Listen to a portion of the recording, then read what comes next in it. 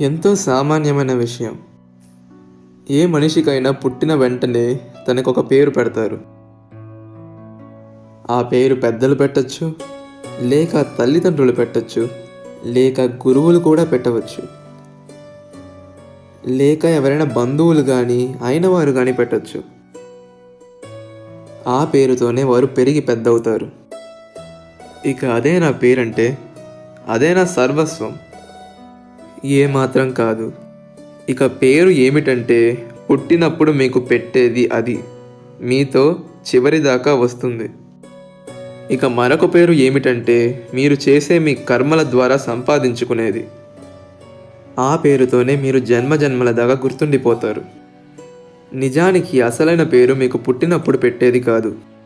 మీ అసలైన పేరు ఏమవుతుందంటే అది మీరు పెరుగుతూ సంపాదించుకున్నది. ఎందుకంటే ఈ పేరు కోసం ఎంతో సాధన చేసి ఉంటారు, మరెంతో శ్రమించుంటారు. ఒకవేళ మిమ్మల్ని అందరూ అదే పేరుతో గుర్తుపెట్టుకోవాలని మీరు కోరుకుంటే మీరు కర్మలనే మార్గంలో ముందుకు సాగాల్సి ఉంటుంది. మంచి పనులు చేయాల్సి ఉంటుంది.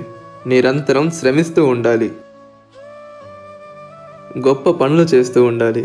అప్పుడే మీకు అందరిలో కల్లా సర్వోత్తముడనే పేరు తప్పక లభిస్తుంది.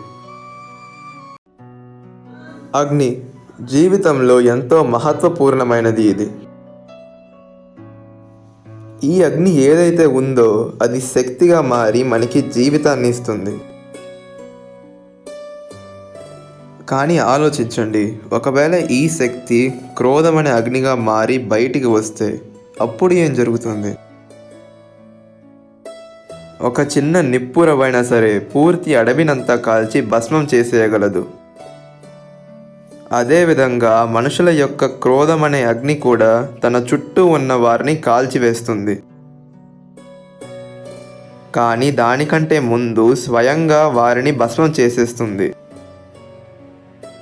మరి ఇప్పుడు మనం ఏం చేయాల్సి ఉంటుంది?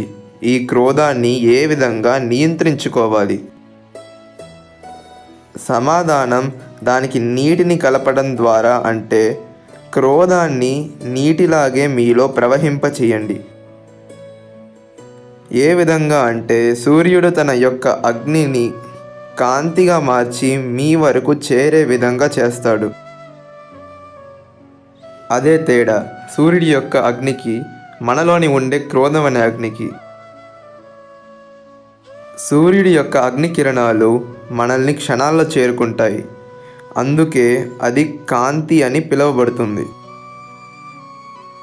మరొక వైపు మన అగ్నికి ఏ విధమైన హద్దు అనేది ఉండదు. మనలోని ఉన్న శక్తిని క్రోధంగా మార్చి కాల్చివేయాలనుకుంటారా, లేదా కాంతిగా మార్చి ప్రవహింపచేయాలనుకుంటారా? నిర్ణయం మీరే తీసుకోవాలి.